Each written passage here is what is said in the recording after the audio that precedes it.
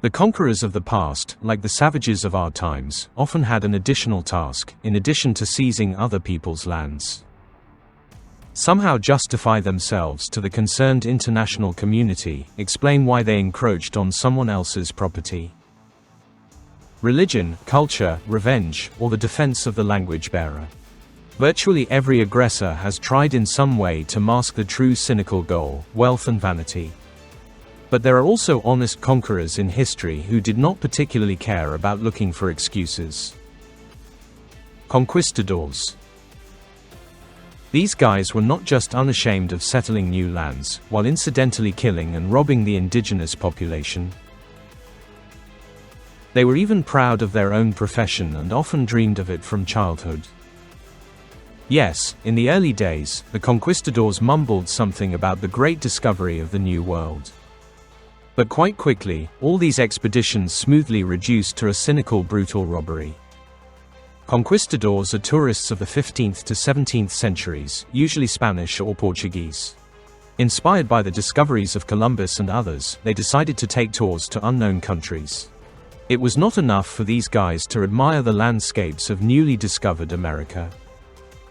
They wanted an all-inclusive trip, with the main attraction, getting rich off the locals.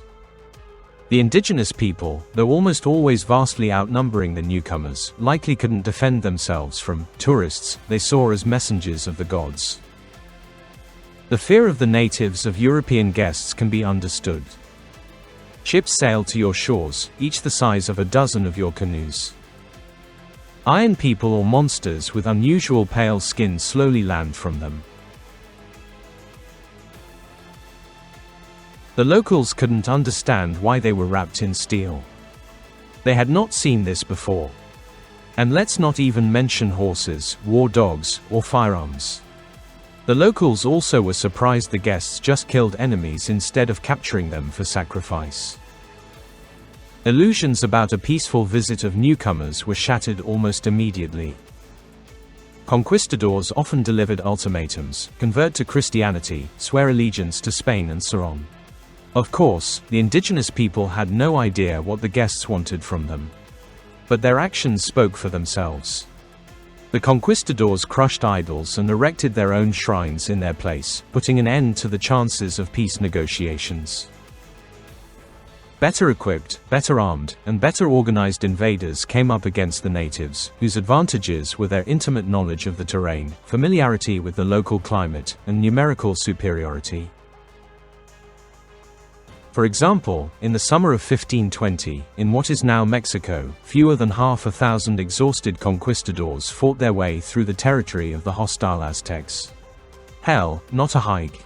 The leader of this gang was Hernán Cortés. He would have taken to the caravels and fled long ago, but there's really nowhere for Hernán to run. Cortés set out for Mexico from Cuba, where he had recently played an active role in its conquest. Officially, his mission was to explore and trade with the newly discovered lands, but what his army did there can hardly be described as exploration or trade. Better to say robbery. But at the last moment, the governor of Cuba cancelled the expedition, yet Cortés defied the order and sailed off in pursuit of a childhood dream, to a land rumored to hold unimaginable amounts of gold. Therefore, prison awaited him at home, at best. So Hernán burned all his ships so that his soldiers would not have a thought of escaping. All or nothing. So Cortés's courage and uncompromising attitude stemmed from his desperate situation.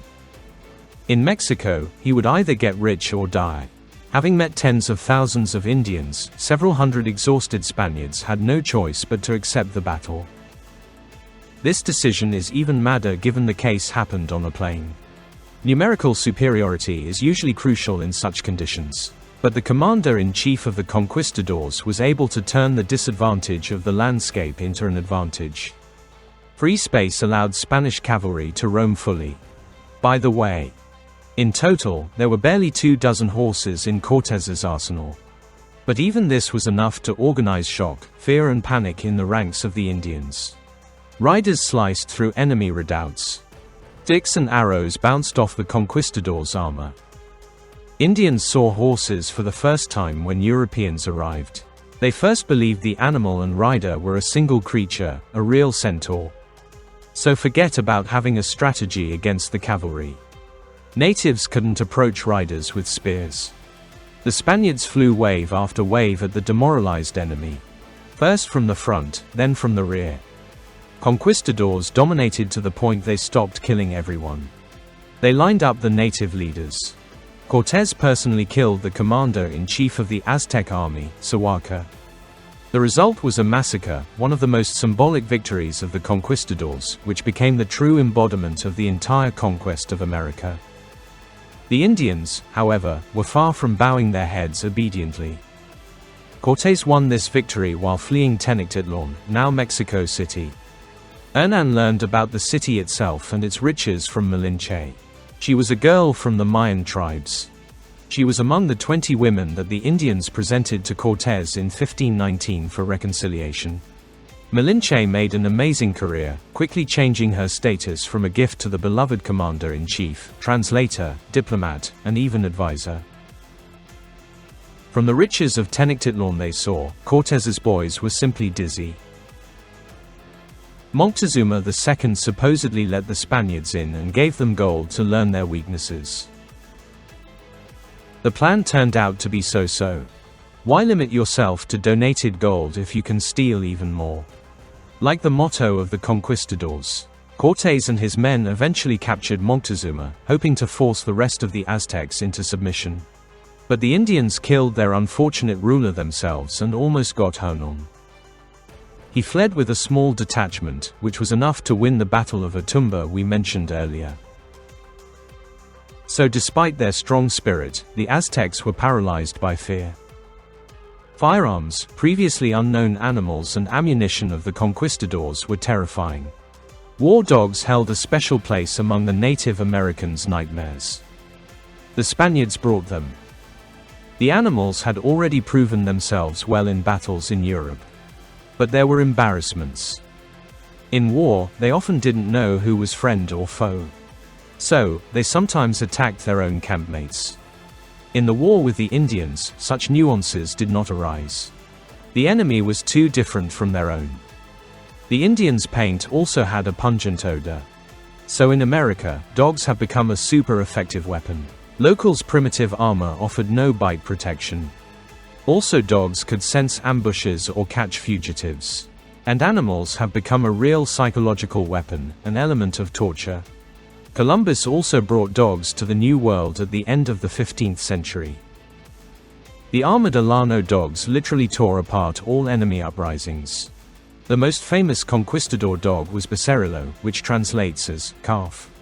He even received a noble prefix donned to his name for allegedly biting about 300 Indians.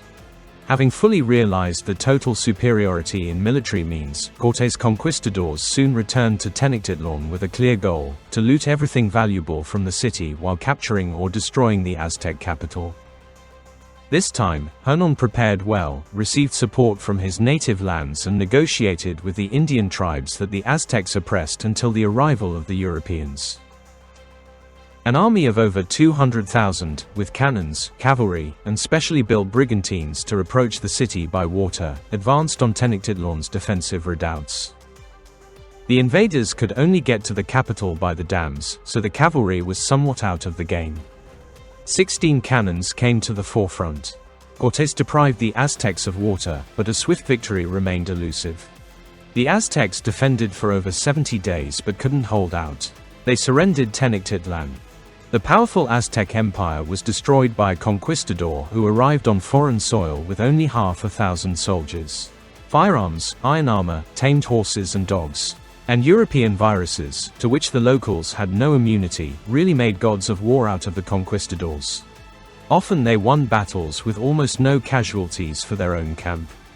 And this despite the fact that Europeans fought on foreign territory, often without stable supplies of food, water and weapons. About 300,000 Aztecs died in the conflict with the Old World invaders. And in modern Mexico, the 13th of August, when Tenochtitlan surrendered, is still a day of national mourning.